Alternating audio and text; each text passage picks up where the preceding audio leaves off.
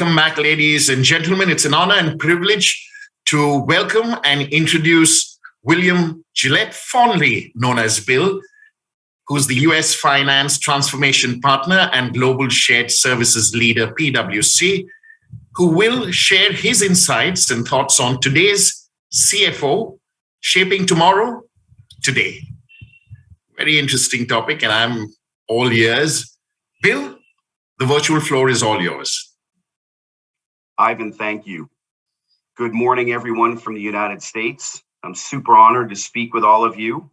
I want to thank the Economic Times and my friend and fellow partner, Richie Recker, for the invite. So based on my leadership role at the firm, I've been asked to share my insights and point of view around what I see shaping leading finance organizations. With that, I'm going to go through a number of slides, but I won't speak to them. I'll let all of you read them, but I'm going to add some color in different ways. So why does finance need to continue to transform?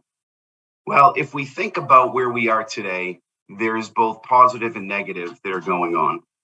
From a positive standpoint, the stock markets, including India, are very strong and have given consumers confidence. The real estate markets, almost everywhere, continue to flourish. Cryptocurrencies, almost everywhere, are continuing to make millionaires. There are some downsides, however. The COVID variant continues to plague us. We know that travel will be impacted. They're predicting the supply chain will not be back into normal until Q3 of next year. The seasonal flu may actually get higher because those of us that are working remotely are no longer at our offices where we typically got the flu shots. And then we have the Great Resignation. I've now heard it termed the Great Burnout, given these 24/7 Zoom meetings. So what does all of this actually mean for finance? Well, from my perspective, now more than ever, we need to help the business forecast accurately based upon these ever-changing drivers. For a moment, think about where we fit into the value chain. It's a role that gets the data. IT plays that role. Where finance's role is then to analyze the data to tell the actual story. And then that data goes on and operations make key decisions based on that data. So think about something that's a hot topic today like ESG and the role that finance will play in regulatory reporting. IT has to pull data from a number of different disparate systems. The finance analysis is what is going to make the recommendations, but then operations need to actually make those changes and key decisions within the organization to reduce the carbon footprint. We're the bridge that makes all of the data actionable, and this in turn has made us truly a trusted business partner versus just a pure control steward. As I move on, what is the evolution to achieve this future state? Our operating model today is one where we look at kind of three areas. The bottom of that triangle, there's a large effort still today on transactional processing, paying the bills, closing the books, right? The middle of that triangle, there's still a sizable focus on reporting. And we see this globally in every organization, in every sector. 50% or more of people's time is spent on data gathering versus data analysis. And I'm sure that you feel the same in your organizations. So at the top, there's only a limited amount of time that's actually being spent on analysis and insight.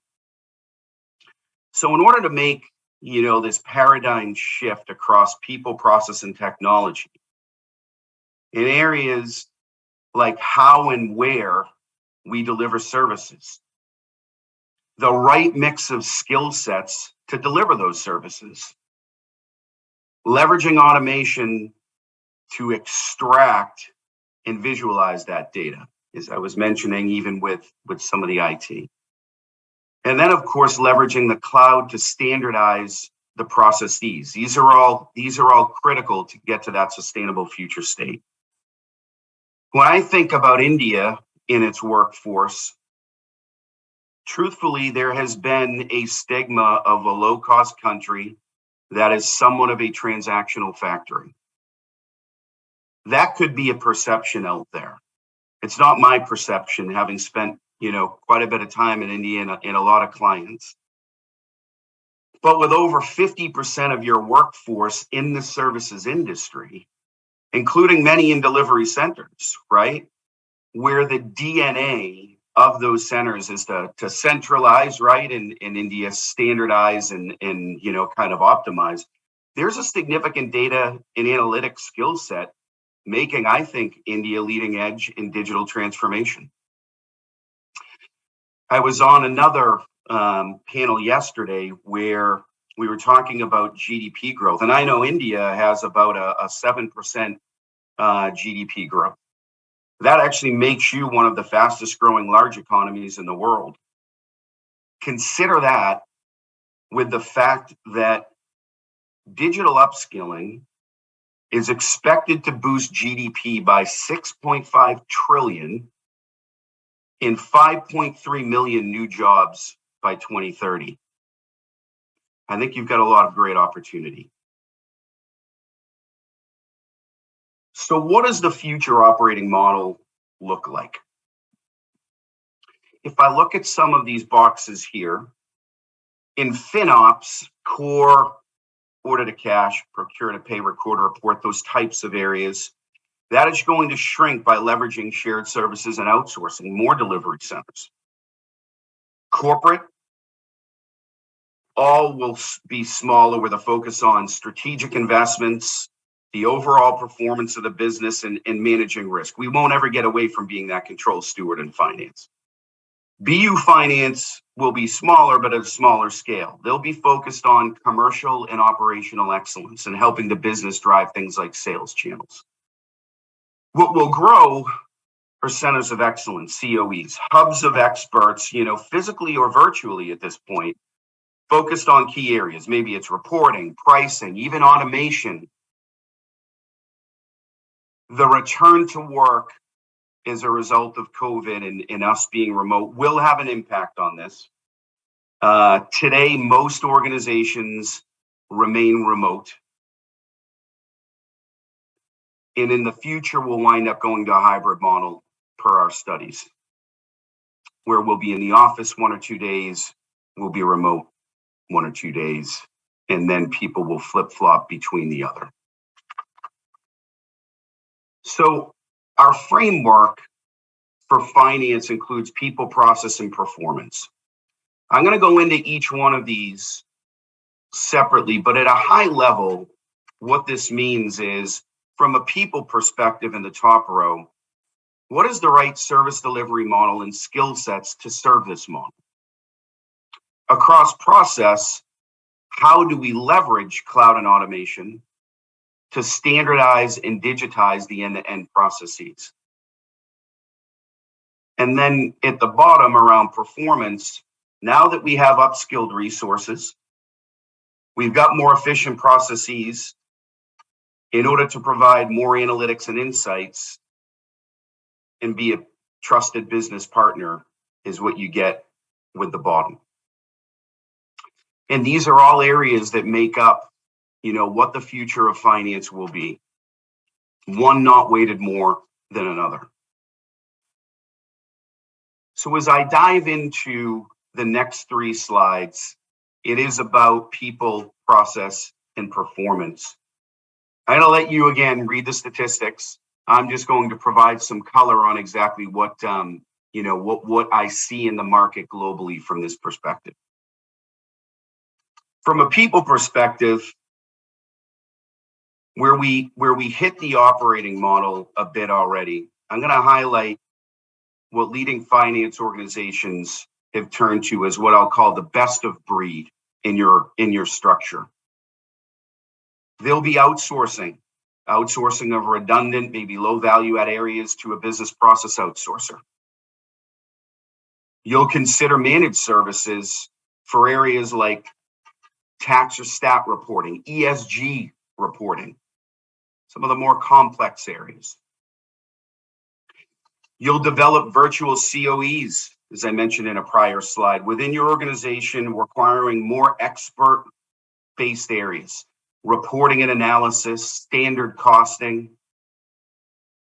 And you'll retain where you have these captive service centers. But those will be leveraged to standardize the processes and cleanse the data before perhaps you're moving it to an outsourced provider. All of those combine the best of breed. This is the ecosystem to operate in an agile manner, which finance needs to be, where I began talking about the different drivers that are affecting our economy. Our global people survey indicates that 25% of CEOs, not CFOs, have not defined the skill sets required or at least needed within their own organization to meet the needs of business today. From a finance perspective, I use the following skill framework to create a top performing team. I'll say analytical, functional, and technical. And what do I mean by that? From an analytical perspective, those are the individuals with the ability to run complex models, forecasting, things like that, traditional kind of FP&A, right? Commercial finance. From a functional perspective, those have the core operational experience around order to cash, procure to pay, record to report, those general areas, right? But they're deep in their functional expertise. And finally, technical, that isn't just deep technical accounting type skills, maybe someone deep in tax and in transfer pricing. But this is where your digital and technology skills and acumen come into play. So triangulated, analytical, functional, technical, you'll have a well-balanced team. I would caution us though, just remember to challenge those teams so that they don't leave the organization. Today, we are seeing that great resignation. The market is hot. The market is hot all over the world for the most part. You can consider things like tours of duty within finance. Internal audit was a historical one, seeing it more in GBS, where you're, moving people from the business to corporate and vice versa, or even digital badges across a variety of things, which I'll dive a little bit deeper into, to energize the teams. But you've got to think of ways to retain those team members. As I move into process, look, the underlying process is how transactions flow. Some organizations more smoothly versus others are fraught with redundant rework. It's dependent upon what I'd call your process excellence maturity. Keep in mind, only about a third of finance processes are highly standardized. We've got room to go. We have either customized every platform to fit our needs over the last 20 years with our ERPs, or we've grown through acquisition where we never really truly integrated those systems. And those are beginning to really come to light when you start to look at the data to try to do things more efficiently and you recognize how dirty, if you will, the data is.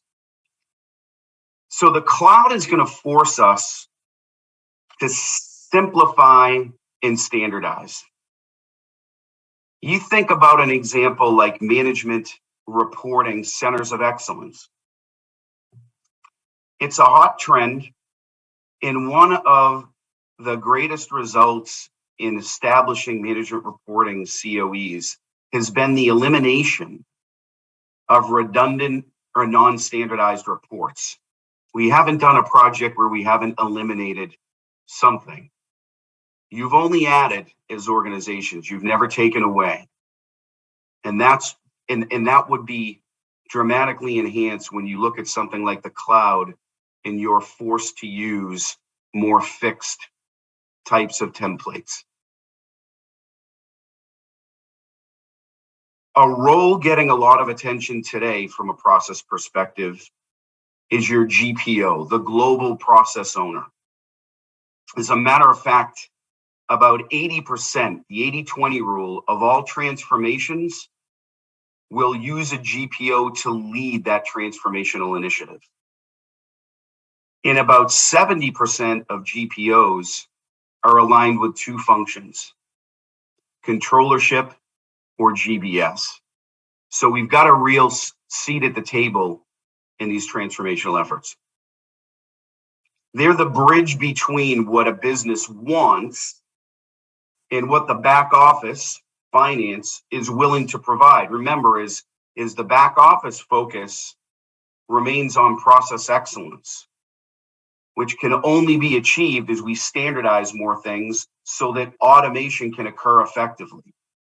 Many ran with automation with speed over quality, and they're not seeing the results that they expected because they're automating wasteful activities. They're automating activities and functions where they may be processing accounts payable 10 different ways.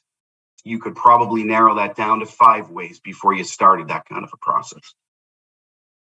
So leading finance teams are demonstrating the agility immediately when you think about things like the pandemic, right? Back in March of 20, when it hit, it was a quarter end. It wasn't just a month end, was it?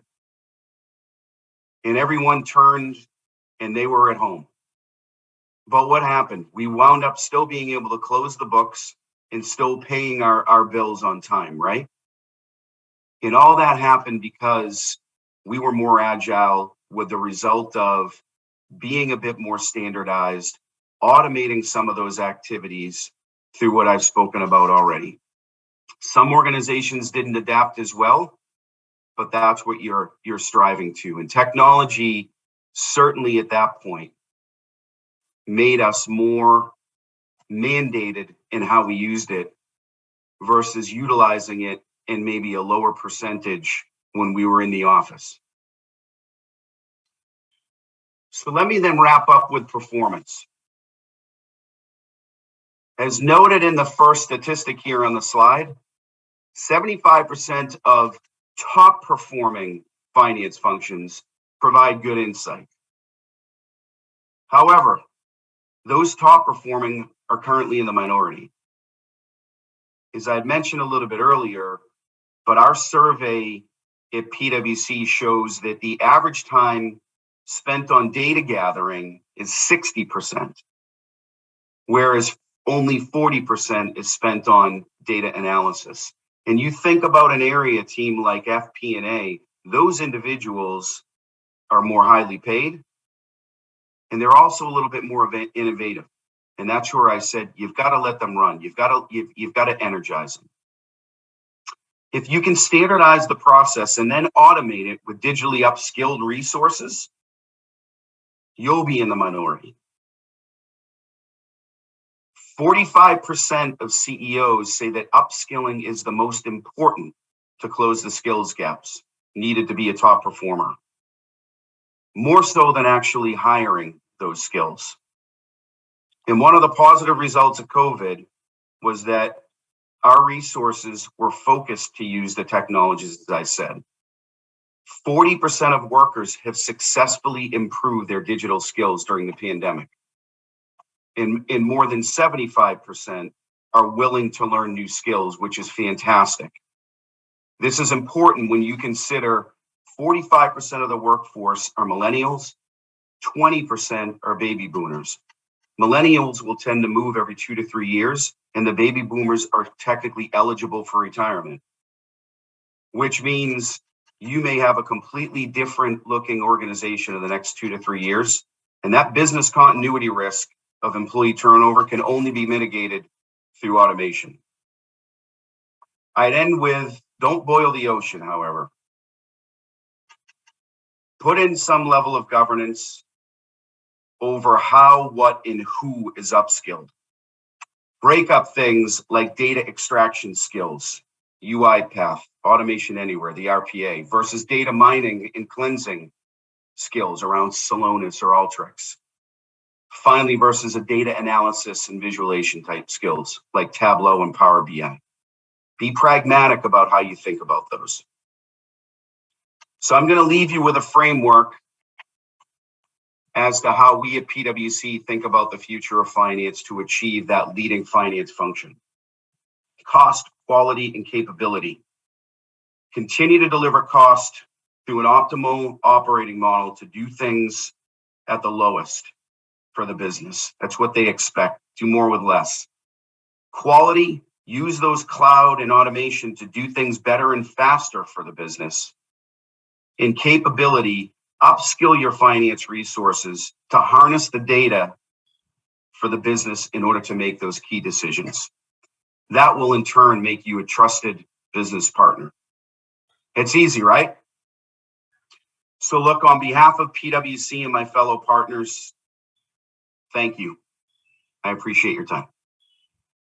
Ladies and gentlemen, that was William Gilet, US Finance Transformation Partner and Global Shared Services Leader, PwC, leaving us with some cutting-edge insights on how today's CFO can shape tomorrow today. Bill, thank you so much for your time. Thank you for those insights. Have a nice day and a great weekend. Thank you and happy holidays. You too. Do stay tuned, and ladies and gentlemen, we will be back on the other side with a fireside chat.